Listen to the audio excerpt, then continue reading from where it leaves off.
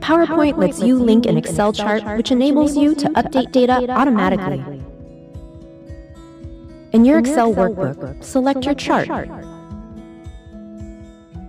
Select Copy. Open your PowerPoint document. Select the slide where you want your chart. Select Paste Options. Then select Keep Source Formatting and Embed Workbook. Move and resize it.